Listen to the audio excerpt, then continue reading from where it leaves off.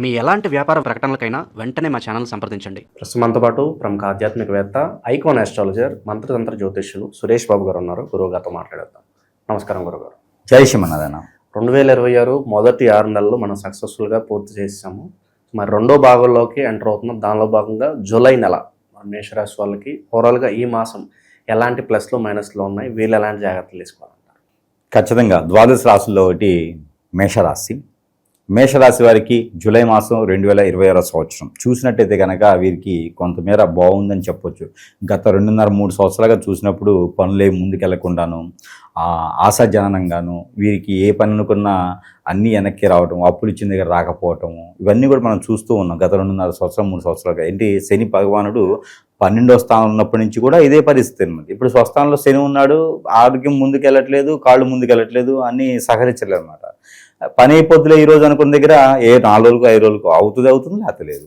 అలాంటి పరిస్థితి ఎదుర్కొంటూ ఉన్నారు ప్రజెంట్గా. అలాంటి ఈ యొక్క మేషరాశి వారికి కొంతమేర పర్వాలేదు అనుకోవచ్చు గురువు మారిన తర్వాత. మొన్న ఇటీవల పోయినటువంటి మాసం 2వ తారీఖున జూన్ మాసం 2వ తారీఖున గురువు మారి ఉన్నారు. మిథున రాశి నుంచి కర్కాటక రాశి సంచరిస్తూ ఉన్నారు. అదే తరుణంలో శుక్రుడు కూడా సింహరాశిలో శుక్రుడు రావడం, సింహరాశిలో ఆల్రెడీ కేతు ఉన్నాడు, కేతుతో పాటు శుక్రుడు ఉండడం, రవి భగవానుడు మిథున రాశిలోకి సంచరించడం, ఇవన్నీ కూడా గ్రహస్థితి చూసినప్పుడు ఏంటంటే కనుక ఈ శని భగవాన్ అశుభ దృష్టి కూడా తొలగి బాగానే ఉంటుంది అనుకునే విధంగా అవుతుంది. ఇప్పుడు మిథున రాశిలో రవి ఉన్నప్పుడు ఇక్కడ మనకి ఏమవుతుందంటే కుజుడు ఇక్కడ మనకి వచ్చేసి వృషభ రాశిలో ఉన్నాడు. ఇక్కడ మన 2వ స్థానంలో కుజుడు ఉన్నాడు. కాబట్టి ఇప్పుడు ఈ మాసంలో ఎవరైనా సరే మేషరాశిలో పుట్టేటువంటి వారు ఎవరైతే ఉన్నారో వారికి కుజదోషం ఖచ్చితంగా వస్తుంది.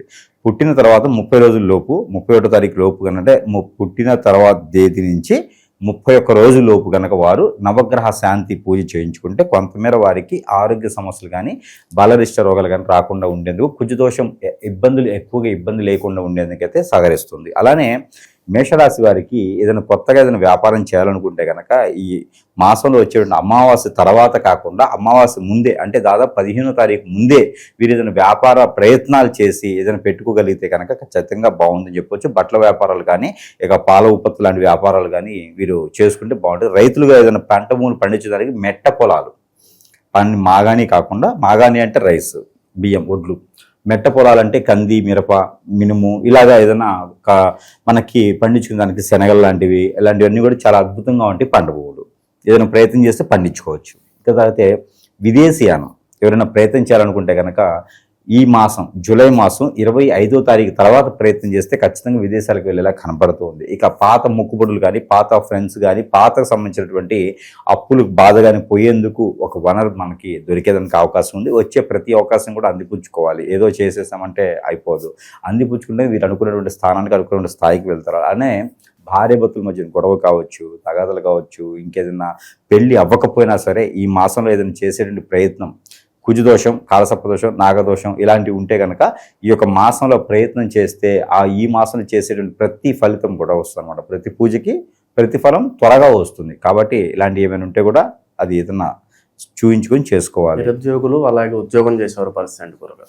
మేషరాశి వారు జూలై మాసంలో ఉద్యోగులు చేసేటువంటి వారికి ప్రమోషన్స్ అయితే కొంచెం కష్టంగానే ఉన్నాయి. చేసేటువంటి ప్రయత్నం చేసుకుంటూ వెళ్ళిపోవాలి. గండాలు కూడా కొంచెం బాగానే కనిపిస్తుంది జూలై మాసంలో. జూలై 12వ తారీఖు నుంచి 15వ తారీఖు వరకు ఈ 3 రోజులు నడిచేటువంటి దాంట్లో అయితే కొంచెం గండాలు కనిపిస్తూ ఉన్నాయి. ఏది మేషరాశి వారికి కొంచెం ఆచిచూచి ప్రయాణాలు చేసుకుంటూ ఉండాలి. అలానే నిరుద్యోగులకి అయితే ఉద్యోగం వచ్చేలా ఉంది. కాకపోతే 20వ తారీఖు తర్వాత ప్రయత్నించాలి. జూలై 20వ తారీఖు తర్వాత నుంచి ప్రయత్నం చేస్తే నిరుద్యోగులు కూడా ఉద్యోగం వచ్చేలా కనపడుతుంది. కాబట్టి ఆ మేర ప్రయత్నం చేసుకోవచ్చు. పెళ్లి కాని వారికి అయితే మాత్రం జూలై 15వ తారీఖు తర్వాత ఏదన్నా మంచి ముహూర్తాలు చూసుకొని పెళ్లి చేసుకునే విధంగా ఉంటుంది. లవ్ మ్యారేజ్ సెట్ అవ్వదు, సక్సెస్ అవ్వదు, ఆలోచించుకోవద్దు. లవ్ ఏదైనా మిస్ అయిపోయిందంటే మీ అదృష్టం అనుకోవాలి. లవ్ మ్యారేజ్ అంటే మాత్రం మా జీవితంలో ఎదగడం అయితే మేషరాశి వారికి కష్టం అని చెప్పొచ్చు. ఈ నెలలో ప్రత్యేకంగా వేటికి దూరంగా ఉండాలి, ఏ పనులు పొరపాటును కూడా చేయకూడదు అంటారు? ల్యాండ్స్ కొనడం, బంగారం కొనడం లాంటివి పెట్టుకోకూడదు. ఎవరిని నమ్మి డబ్బులు ఇవ్వటం లాంటివి పెట్టుకోకూడదు. ఈ మాసంలో అయితే కనుక జూలై మాసంలో మేషరాశి వారు ఇలాంటివి చేయకూడదు. ఎవరికి ఇలాంటి దానం ధర్మాలు చేయకూడదు. పెరుగు లాంటి, పాలు లాంటి, నేతి లాంటి, ఇలాంటి స్వీట్స్ లాంటి ఎవరికి దానం లాంటివి చేయకూడదు. బట్టలు కూడా ఎవరికి దానం చేయకూడదు. ఈ మాసంలో అయితే కనుక పితృలకి ఏమైనా ఉంటే తర్పణం చేసుకోవచ్చు.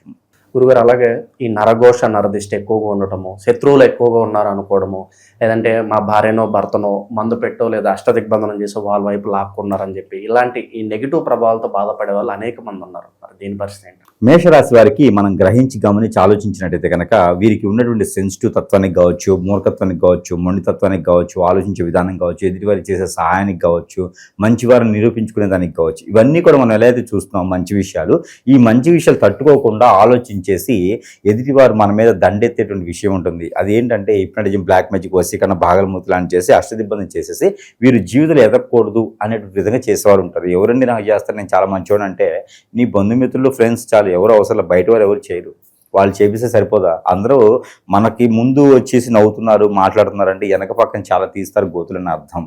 అది మేషరాశి వారు కూడా అర్థం చేసుకోవాలి. ఇక భార్యాభర్తల మధ్యన గొడవ అవటం, తగాదాలు పెట్టుకోవడం, ఇవన్నీ కూడా చాలా ఘోరమైనటువంటి విషయాలు. ఈ రోజుల్లో భార్యాభర్తల మధ్య తగాదా కూడా చాలా తీరస్థాయికి వెళ్ళిపోయి కోర్టు వరకు వెళ్ళి విడాకులు తీసుకునే పరిస్థితికి వెళ్ళిపోతా ఉంది. ఇవన్నీ కూడా ఆలోచించుకునే ఓపికలు ఎవరికి లేవు. దీంట్లో మొదటిగా శిక్ష వేయాలంటే పేరెంట్స్కి వేయాలి. ఎందుకంటే వారు చేసిన తప్పుతాయమే పిల్లల మీద రుద్దేసి వారి యొక్క కోరికలు, వారి యొక్క ఇష్టాలు, వారి యొక్క సుఖంగా ఉండాలని చెప్పేసి పిల్లల మీద రుద్దేసి ఆ అదనపు కట్నాలని చెప్పేసి అని నాకు ఆయమ్మాయి కావాలని చెప్పి 3వ పెళ్లి 4వ పెళ్లి అయినా కూడా చేసుకోవడం లాంటివి అన్నీ కూడా కొంత సనాతన ధర్మంలో మార్చుకునే నియమాలు ఉంటాయి. ఇవన్నీ చేయటం లేదంటే అది జాతక ప్రకారంగా, నక్షత్ర ప్రకారంగా, దశల ప్రకారంగా మనం అనుకుంటాం, కానీ కాదు. మన మానవ గ్రహాలు అనేవి ఉంటాయి. మానవ గ్రహాలు మనమేం చేయించే ప్రభావితం వలన అలా నష్టపోతాం, మోసపోతాం, ఇబ్బంది పడుతూ ఉంటాం, భంగపడుతూ ఉంటాం, బాధపడుతూ ఉంటాం, రోడ్డు మీద పడుతూ ఉంటాం చివరికి. కాకపోతే ఎప్పుడు కూడా గుర్తుపెట్టుకోవాల్సింది ఏంటంటే మనకి ఏం జరుగుతుంది, అసలు సమాజంలో ఏముంది, మన నక్షత్ర ప్రకారంగా, రాశి ప్రకారంగా, దశల ప్రకారంగా ఏమైనా జరుగుతుందని గ్రహించుకోవాలి. ఆ ప్రకారంగా ఎక్కడైనా సమీప దూరంలో గురువు ఉంటే గురువు గారు సంప్రదిస్తే నిజంగానే మనకి ఏం జరిగింది. గుళ్ళలో ఉండేటువంటి ఆచార్యుల వారు, అయ్యి వాళ్ళకి కొన్ని జాతకాలు చాలా మంది తెలియడం లేదు. దీనికి మంత్రతంత్ర జ్యోతిషులు ఉంటారు. నేనున్నాను అనుకోండి, అసలు వారి జీవితంలో ఏం జరుగుతుంది, జాతక ప్రకారం జరుగుతుందా, జాతక ప్రకారంగా లేకుండా జరుగుతుందా, ఇవన్నీ కూడా గ్రహించుకోవాలి. గ్రహించిన తర్వాత పరిష్కార మార్గం చూపించేది. అది లేకపోతే కనుక భార్య బిడ్డలు దూరం అవుతారు, పిల్లలు దూరం అవుతారు, అన్ని రకాల దూరం అవుతారు కదా. అలానే ఇప్పుడు మనం ఎన్నో రకాలుగా చూస్తూ ఉన్నాం. మనకి ప్రజలకి అందరికీ తెలుసు ఎట్లా ఉంటుంది, ఎక్కడెక్కడ ఏ గురువు దగ్గరికి వెళ్తే ఏమవుతుంది. ఇప్పుడు మనం ఒక సమస్యలో ఉన్నామంటే కార్పొరేట్ లెవెల్లో డాక్టర్ ఉంటాడు, ఇది చేయించుకోవాలి, అది చేయించుకోవాలి, ఆ టెస్ట్, ఈ టెస్ట్ అని ₹1,00,000 టెస్ట్లకే అయిపోతాయి. అతను పోనీ వైద్యం యాడ్ చేస్తారంటే ఒక మెటాసిన్ టాబ్లెట్ ఇచ్చి పంపిస్తాడు. ఈ రోజుల్లో అయితే డోలో టాబ్లెట్ ఇచ్చి పంపిస్తారు. అదే ఉండేది పరిస్థితి. ఈ రోజుల్లోనూ ఆ వేషధారణలు చూసేసి నమ్మేటువంటి పరిస్థితి లేదు. కాబట్టి ప్రజలు ఎవరైతే అమాయకులు ఉన్నారో వాళ్ళని అప్రమత్తంగా ఉండాలి. డ్రగ్స్ కన్నా ప్రమాదకరంగా ఉంటుంది ఈ రోజు ఉన్నటువంటి గురువు వ్యవస్థ. కాబట్టి నమ్మేటువంటి పరిస్థితి లేదు. దాన్ని బట్టి మంచి గురువు ఎంచుకోవాలి. విద్య ఉందా చూసుకోవాలి. దాని ద్వారా మనకి పని అవుతుంది చూసుకోవాలి. లక్షలు అడిగారు కదా అని చెప్పి ఇచ్చుకుంటూ పోతే చివరికి మిగిలేదు ఏమి ఉండదు. మనకున్న బాధలకి మళ్ళీ డబ్బులు అడిగలు తీసుకొస్తాం, అదొక ఇబ్బంది కదా. దాంతోపాటు ఇక ఇంకేలాంటి సమస్యలు ఏమైనా ఉంటే ఖచ్చితంగా స్క్రీన్ మీద కనిపించే నెంబర్కి ఏదైనా సంప్రదించినట్టయితే వాట్సాప్ ద్వారా అయినా మమ్మల్ని దగ్గర సంప్రదిస్తే వారికి ఉన్న సమస్యకి పరిష్కార మార్గం చూపించే విధంగా అయితే ఖచ్చితంగా ప్రయత్నం అయితే చేస్తాం. పరిహారాలు గురుగారు, మరి ఇలాంటి పరిస్థితుల్లో ఎలాంటి పరిహారాలు వీలు చేయాలంటారు? మేషరాశి వారు అమ్మవార్లకి మొక్కోవాలి ఎక్కువగా. లలితమ్మ వారికి కానీ, పార్వతమ్మ వారికి కానీ, దుర్గామాతకి కానీ, లేకపోతే ఇంకేదన్నా అమ్మవారు ఉంటే కనుక అమ్మవారి దగ్గరికి వెళ్ళి కుంకుమ చేయించుకుని ఆ కుంకుమని ఈ యొక్క జూలై మాసం మొత్తం కూడా మనకి నుదుటిని ధరించుకుంటూ ఉండాలి. చాలా పుణ్యఫలం వస్తుంది. అప్పులు రావాల్సిన దగ్గర అప్పులు వస్తాయి, డబ్బులు రావాల్సిన డబ్బులు వస్తాయి, వనరులు లేని దగ్గర వనరులు వస్తాయి, జాబులు లేని దగ్గర జాబులు వస్తామంటే జీవితంలో ఎదగాలి అనుకుంటే కనుక ఇక్కడి నుంచే మొదలు పెట్టాలి.